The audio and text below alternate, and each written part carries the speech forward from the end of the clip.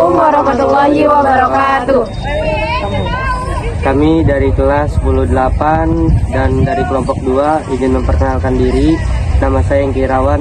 Nama saya Siti Nuraini. Nama saya Mutiara Ramadhani. Nama saya Koima. Nama saya Fani Nuruzini. Di sini kami bertujuan untuk mengunjungi dan mewawancarai Masjid Pecinan Cina.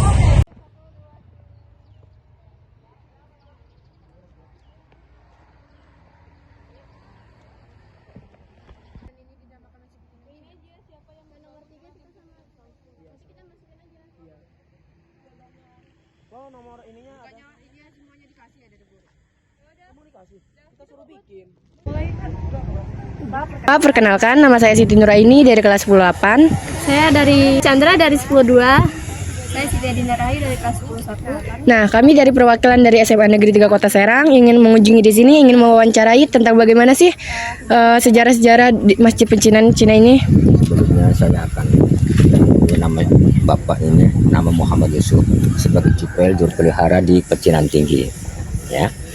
Jadi cerita apa tadi masalah pecinan ya? Ya, Iya. apa yang sebut artinya Pecinan Tinggi? Dulu ini masa di sini ini kampungnya ini agak tinggi istilahnya, ininya nih apa namanya, tanahnya agak tinggi. Kalau sebelah sana itu agak lebak, istilahnya rendah, jadi sebutnya tinggi. Pecinan artinya itu tempat pemukiman orang-orang Cina atau orang-orang Tionghoa. Dulu itu tempatnya di daerah Pecinan ini, daerah Banten. Dia terutamanya ya, datang dari negara Cina, datang ke Banten. Maksud dan tujuannya dia itu untuk menyiarkan agamanya dia.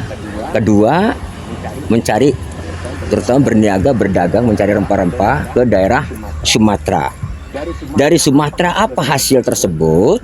Yaitu membawa merica dengan lada, dibawa ke Teluk Banten. Nah, di sebelah Pecinan ini ke utara kurang lebih 1 kilo, ada di situ ada kampung Pamarican dengan Pabean. Apa yang sebut Pamarican? Itu gudang lada. Jadi orang Cina dapat barang dari ini, rempah-rempah dari Sumatera, itu di situ ada gudangnya juga, tempat gudang lada. Nah, di situ ada kampung Pabean. Apa yang disebut kampung Pabean? Jadi kapal dari luar masuk ke daerah Banten, langsung ke jembatan rantai sana tuh di belakang Masjid Agung Banten, itu harus punya surat bea cukainya. Tanpa surat tidak mungkin kapal tersebut bisa masuk ke daerah Banten tersebut. Kalau boleh tahu, kenapa ya Pak bisa dinamakan Masjid Pecinan Cina? Masjid Pecinan Cina, ceritanya ini secara singkat aja lah. Syekh Syarif Hidayatullah dari Cirebon bersamaan dengan putranya yaitu Maulana Hasanuddin Banten. Maksud dan tujuan dia itu ke sini untuk menyiarkan agama Islam atau agama baru. Karena dulu di sini kan orang Cina itu masih menganut ajarannya kan agama dinamisnya ya kan, nyembah ke pohon-pohonan ya kan, ke patung ya kan. Nah, kalau Islam kan termasuk di baru, maka Syekh Hidayatullah datang ke sini melihat di sini banyak warga Tionghoa, orang Cina, maka dia berbaur dengan orang Cina. Tuh ya. Kenapa bisa berbaur dengan orang Cina? Dia itu punya istri kaisar Cina, namanya Kuang Tin. Istrinya Syekh Hidayatullah tuh. Kalau tahu adanya di Gunung Sembung di Cirebon, sebelah pintu besar sebelah kirinya itu istrinya tuh. Maka datang ke sini ada bangsa orang Cina, maka dia berbaur dengan orang Cina, maka dia mendirikan masjid tersebut di tengah-tengah kampung Pecinan. Boleh katakan masjid, boleh katakan musola, boleh katakan langgar. Karena apa? Warga masyarakat ini belum banyak sekali, cuma kebanyakan warga Cina kan. Maka dia dibangun oleh Syekh Syarif Hidayatullah. Pada tahun berapa dibangun oleh Syekh Syarif ini? Yaitu pada tahun 1552 sampai 1570 Masehi. Setelah dibangun tersebut, maka Syekh Syarif Hidayatullah pulang ke Cirebon. Maka masjid ini dilanjutkan oleh putranya yaitu Maulana Hasan Banten sebagai sultan pertama kali di daerah Banten. Itu ya. Bagaimana perbedaan bentuk antara Masjid Pecinan Cina yang dulu dengan yang sekarang? Apakah ada renovasi?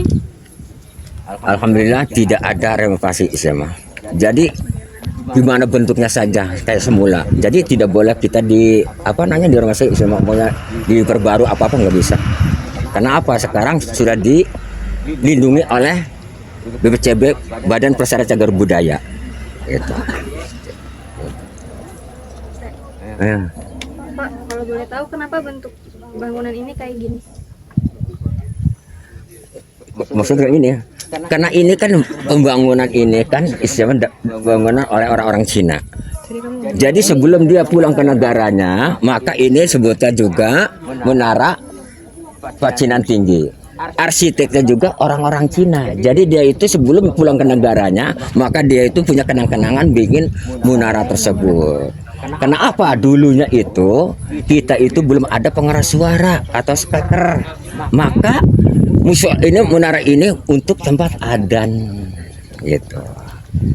Nah, Pak, kalau kuburan yang di situ kuburan siapa ya? Namanya kuburan Mas Jong Agusju. Kenapa bisa dikuburnya di sini?